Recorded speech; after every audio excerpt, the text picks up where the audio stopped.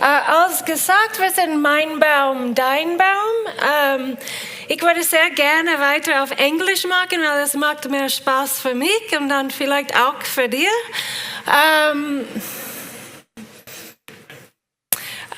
First of all, thank you so much for inviting us to this forum. We're a very young initiative. We've been around a little bit over 2 years.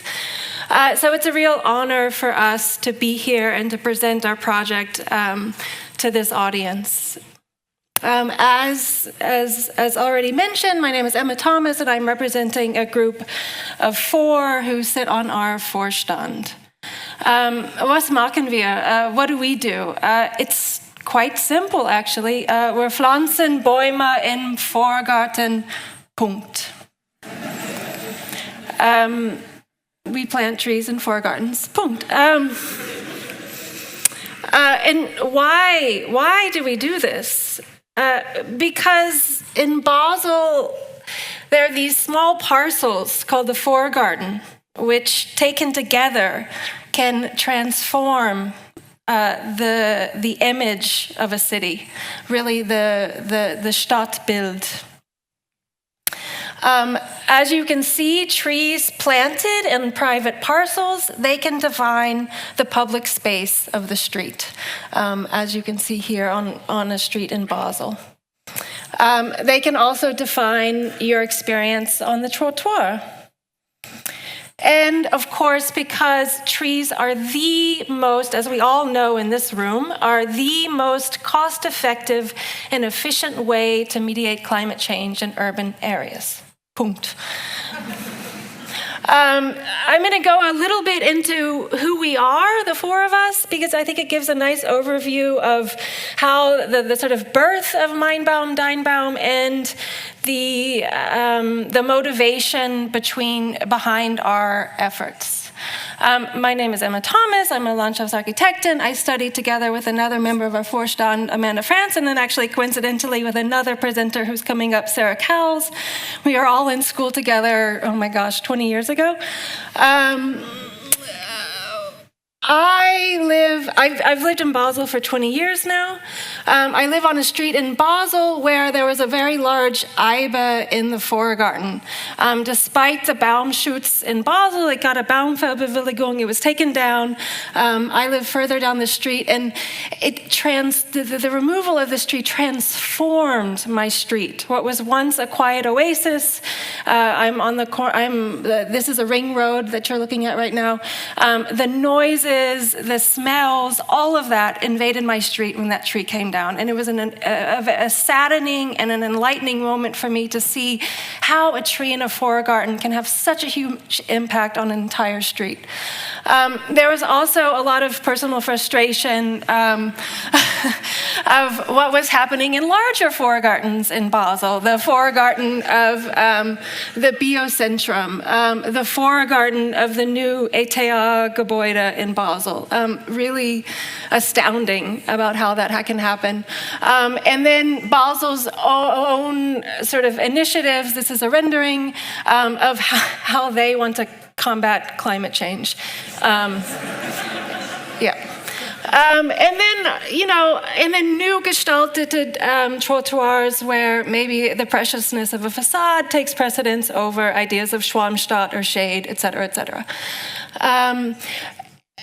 It's very clear. It's very clear in Basel that people want more Strassenbäume, and born out of all of these frustrations came a hope from me, or a question of where can we plant trees along public streets now, like right now, and the Vorgarten came into my mind as the prime opportunity to do that now. Coincidentally, I was not alone in my thinking. Sarah Ellenberger-Warner, through her 10 years of the Stadtbildkommission, she has her last day next week at the Stadtbildkommission and is officially joining us full-time. She was also particularly interested in how the Vorgarten can play an oversized role in the Stadtbild and ultimately Stadtreparatur. She was also very focused on the Vorgarten and how this relatively small space can play this transformative role. Vorgardens in Basel, in case you're not familiar with them, they come in all shapes and sizes. Some are very generous and green. Some are very small and very sad. Some have trees. Some are quite void of trees, but from the Stadtraum perspective, they are all defined as the space between the Strassenlinie and the Baulinie. And we, as Meinbaum, Deinbaum, are quite convinced that no matter how big, how small, how they are used, in this instance as Parkplätze, they almost all can fit a tree. Amanda Franson, as I mentioned, she's an old student friend, current friend, colleague now. She has studied landscape architecture and horticulture. She brings an incredible focus to the immense variety of tree species, how they manifest themselves above ground and how they manifest themselves below ground. We pay particular attention to the details of the trees because we're dealing with so many individual clients. We take into account their preferences of Herbstfarbe, Blüten, et cetera, and when we make proposals, the way it works is that we'll meet with somebody in their Vorgarten. They'll write us an email, ich will einen Baum. We'll meet with them in their Vorgarten. And we'll discuss the possibilities with them, the numerous possibilities. We'll present to them 3 or 4 Vorschläge, and then they'll ultimately decide from those options. We are, of course, working with all Zukunftsbäume, Perotia, cercidifilum, Pinus sylvestris. And then we have Casper Kerdijk, who is really our man on the ground, helps us to get trees into a variety of Vorgardens, some easier than others. And I think it's very important that we have Casper on board because the whole idea of this is to, also, wir machen es ganz einfach, so to give people the opportunity. The only thing they have to do is meet with us once. And then a few months later, they'll have a tree in their Vorgarten. So I think, really, do it. Because you want to encourage people to make it just as easy as possible to get that tree in. And he helps us to make it ganz einfach. So I would say in our first year and a half, we exploded. It was great. We were on SRF, we were on the cover of newspapers, we were getting emails every day, ich will einen Baum. We're like, oh, wow, this is fantastic. But then we kind of all sat down together and say, okay, well, what's the real potential here of our project? What are we talking about? God bless Sarah, she drew every single Vorgarten in Basel so that we could get a sense of how gross the Fläche is of Vorgartens in Basel. And we are talking about 115 hectares. If you're at all familiar with Basel, Kannenfeld Park, which is one of the oldest parks in Basel, used to be a cemetery, is 8.8 hectares. The number of the area, the Fläche of Vorgardens in Basel is equal to 13 Kannenfeld parks taken together. It's an enormous amount of space within the existing fabric of the city. Basel talks a lot about fulfilling their green goals, Schwanstadt, Bäume, mehr Bäume, et cetera, in these Neue Areal. The Neue Areal, I don't know, this is a list of them, whether or not you're familiar with them, but even those taken together is less than the amount of Vorgartens that we have in Basel. This gave us a lot of confidence about our project and the future of it, but then said, okay, well, let's get real. What are we really talking about? What's the real potential? We took Bruderholz away, which is a very green area of Basel. So we took another half of that Fläche away because of Zugänge, Velostande, Rieselite, et cetera, et cetera. We took another half away because people already have a tree, because they don't want a tree, et cetera, et cetera. Then we said to ourselves, okay, with that remaining Fläche, let's plant 1 Baum per 25 Quadratmeter, which is pretty conservative. That's 9,000 trees. It's a lot of trees. And then, some of the criticisms, well, that's going to cost so much money. But actually, I mean, it's about 14 million. It's not that much. And the real question is, how much money does it save? And we also, I'm sure you guys have all read these reports. We know trees over the long term save money.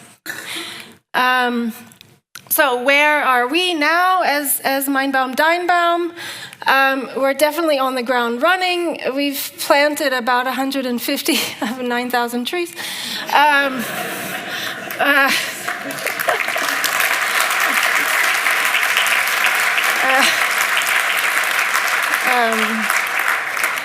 We hope our children take over the high-earning business model.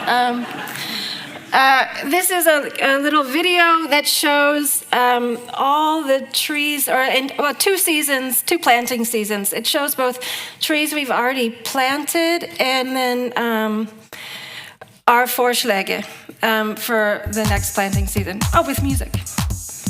Yeah.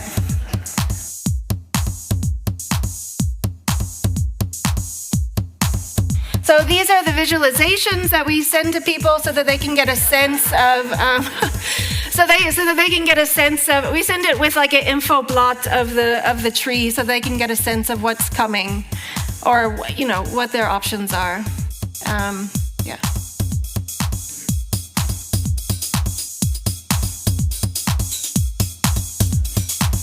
And these are trees that are planted. You can turn it off. It's been yeah. Oh no. Okay. I just want to hit on this topic real quick because it's right now a very Basel project because the Vorgarten is this space that's privately owned but is basically public in the public realm. But what are Vorgartens really? Vorgartens are POPs, privately owned public space. And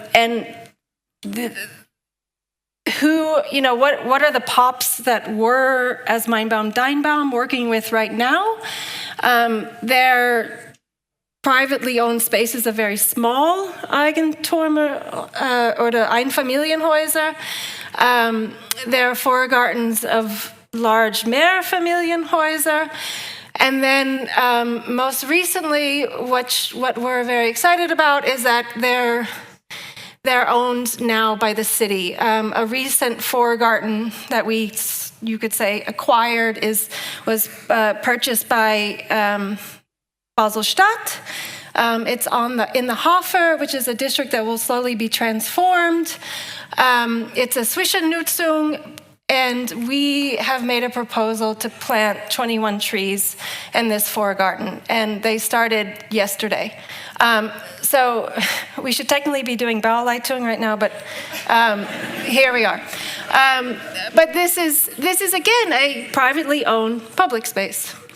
But then you get to the question: actually, who really owns Basel, and who owns these private spaces?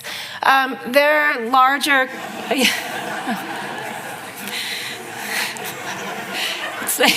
Is that funny? Okay.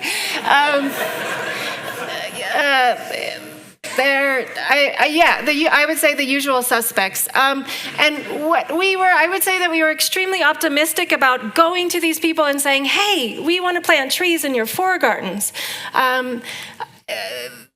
We haven't gotten so many emails back from them, which is disappointing because this, for instance, this row of houses along Luzerner Ring, which is a very loud, very busy street in Basel, are all owned by Swiss Life. We sent this to Swiss Life to say, hey, you really have an opportunity to transform this street. We haven't heard back, but we're on it. Because in the end, we do want to plant 9,000 trees in Basel. And I think I'll just conclude with this question within the context of this theme of transformation today is who, and I think a lot of people have asked this question today, is who is responsible for the process of transformation? Is it us here in this room, Or is it the private individuals whose property taken together does make an enormous impact on the public sphere? And if that is so, how do we get them on board?